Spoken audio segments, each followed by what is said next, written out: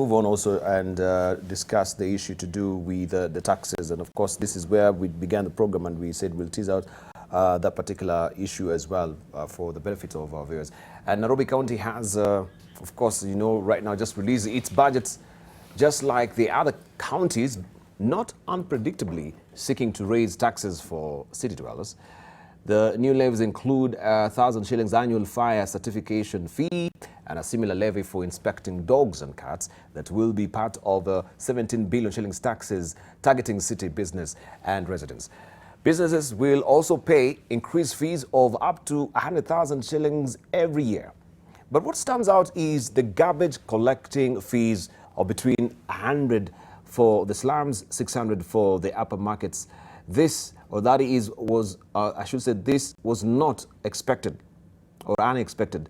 Is needless to say here, given that the city is reeling from huge liabilities and serious service delivery gaps. However, the fundamental question that immediately arises is how prudent the new taxes are. For one, they will raise the cost of doing business in the city at a time when the capital is quickly ceding ground to neighboring counties, especially Kiambu, Machakos, and Kajiado.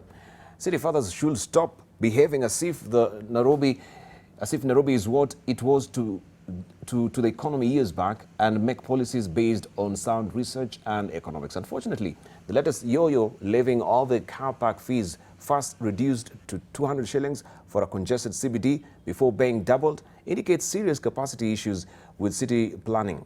But the second issue is even more important.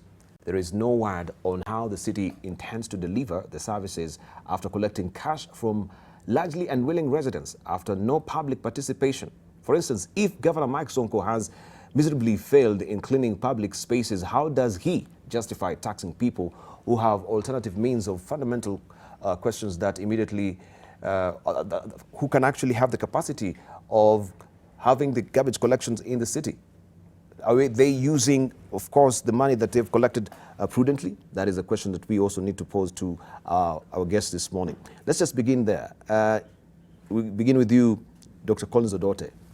This particular move by the county government, you think is justified? That move is unjustified. We are living in very hard economic times. I expect even for the counties, they're suffering from revenue generation. The quick and easy solution is to raise taxes. But as Wenena says, it is lazy, it is unsustainable, it is unjustified. It will likely not even help the economy. I think we need to deal with the fundamentals. And the fundamentals is to ask ourselves around 2 or 3 things. Number one is, how do we stop revenue leakages? If you look at the county government of Nairobi and several counties, there's concerns about monies that is supposed to be raised that doesn't end up into the right places, that disappear in the system. There's concerns about monies that is allocated from national government that is not used well. If you look at the report of the Auditor General, there's a huge concerns about misuse of money. That's what we should be focusing on. The second is, I actually think that Kenyans are overtaxed. That's my personal position. But the second is that even as we're getting overtaxed, we do not get sufficient services. So it doesn't justify.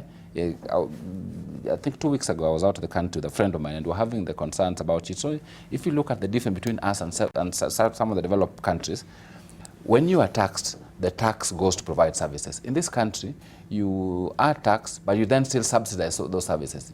For a long time, until NHIF started working much better, you would still get your health services through the private health insurance. You still have your children going to private schools, yet you are paying taxes. So I think it is extremely unfortunate and lazy for Governor of Nairobi to try and increase taxes and even make some of those things mandatory, even something that don't make sense.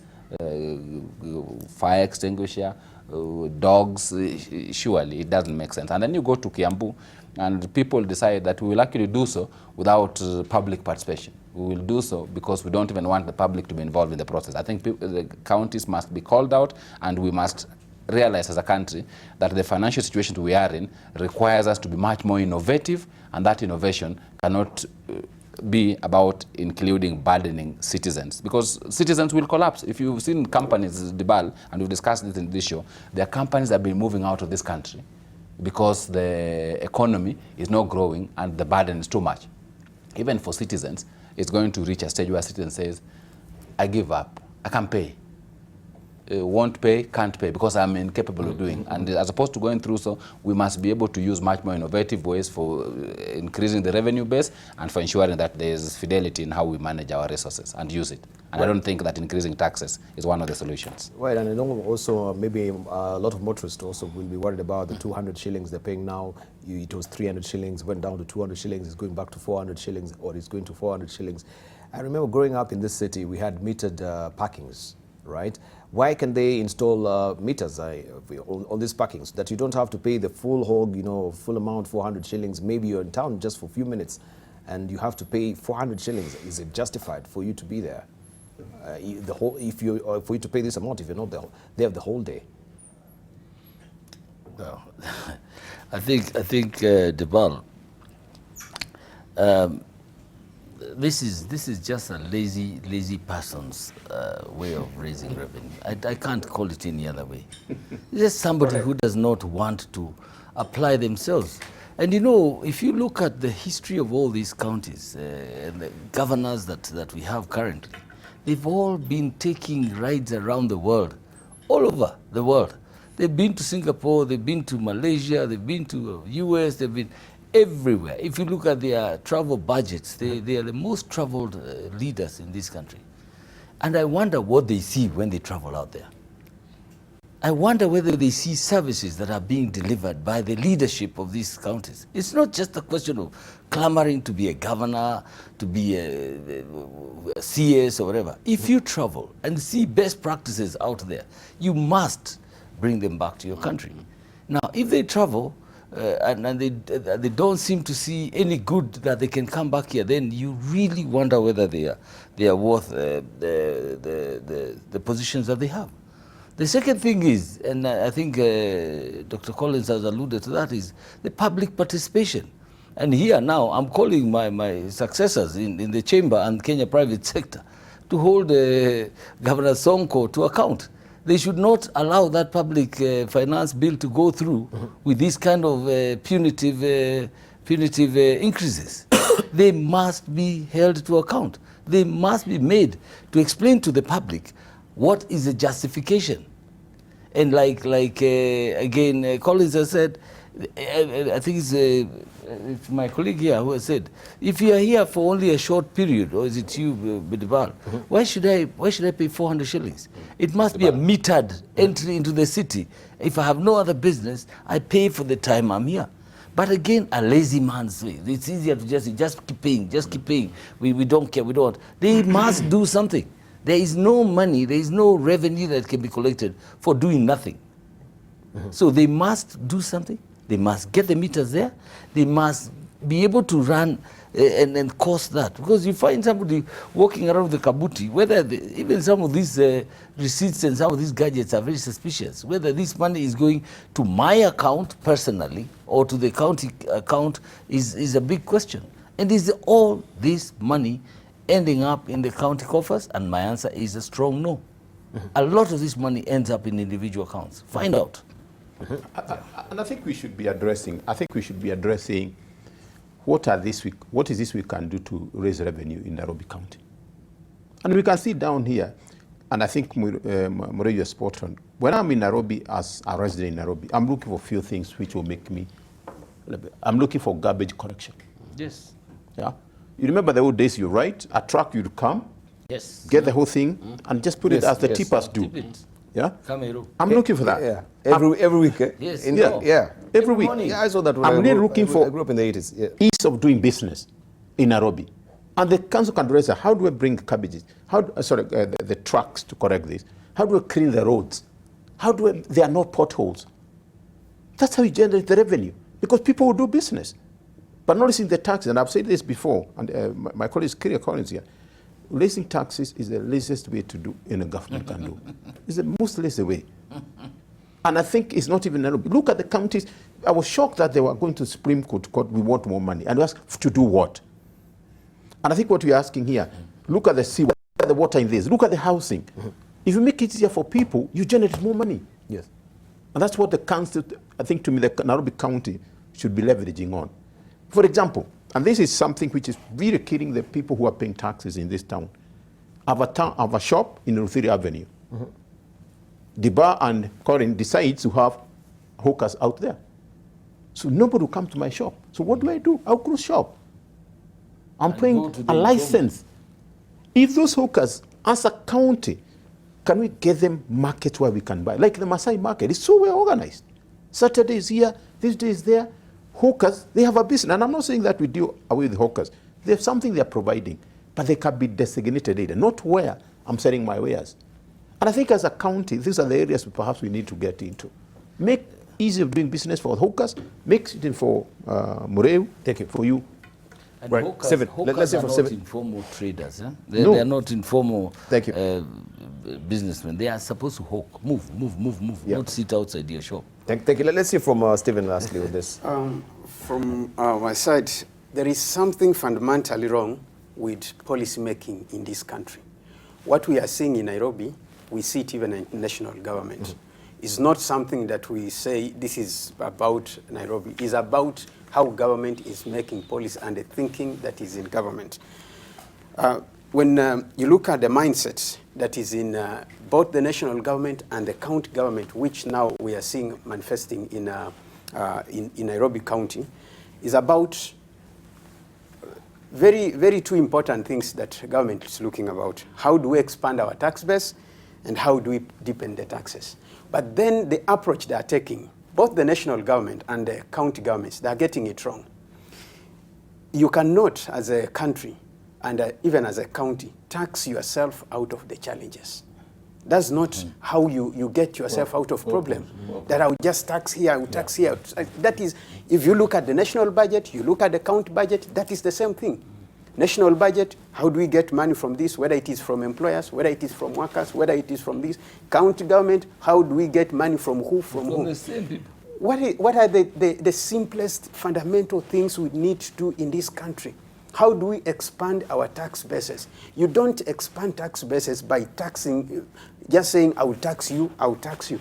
You expand tax bases by making that person, giving him the economic power to be able to pay the tax. If a business is operating in an informal sector, you put in place policies and actions that help these businesses to become established, get into formal operations, and they pay taxes. You are expanding your tax base. You don't just wake up and say, I'll tax you. No. Then the other thing, if you want to increase the taxes, you put into place policies that help the businesses to grow and make more money and then pay more taxes. That is not what is happening in this country, whether it is at national, whether it is at the county. And what we are seeing at the county is actually a manifestation of the national. Can we go back to the basics and rethink our policy and say, how are we going to help our country get many people into employment so that then they can increase income taxes, get more businesses, ventures, these small enterprises to operate formally so that we can have more taxpayers in businesses, get more businesses become profitable in this country so that then they can pay more taxes. That is how the policy should be looking at it, but not the way it is looking at and saying it will just be simple, let's tax this one, let's tax this one, let's tax this one. And that's what is happening. Right, thank you. Let's leave it at that. I would, unless you'll keep time with 10 seconds closing statement. Your headline thoughts, 10 seconds, strictly. Let's begin with you, James Mbreu, 10 seconds. Thank you. Stephen? What my colleague has said here is exactly what the Ghanaian president did. Remove taxes and encourage manufacturing, and when people have manufactured and generated money, then they can pay taxes happily. Thank you. But I must say something about the danger of the pipeline, the siphoning. If the people who hate this country get to know that they can access that pipeline, they'll destroy this country, they'll burn this country. So there is that danger that must be flagged. All right, thank you. Yes. Collins Odote? I think at the end of the day, the success of our country depends on our levels of honesty and our levels of innovation. Unless we do so, we'll continue giving solutions that don't take us too far. And unfortunately, we see too many of those examples in some of the things we discussed today. Right, thank you. Dr. Gituro? Yeah, I think I pick from him. I think we need to address the issue of productivity. We can only create wealth in this country by being productive. That productivity will come through innovation, as he pointed out, and being honest people. That's the only way we're going. Let's address productivity. Productivity brings consumption. From consumption, you have savings, then you create wealth. Right. And you should make it mandatory for all government officers to be watching this program.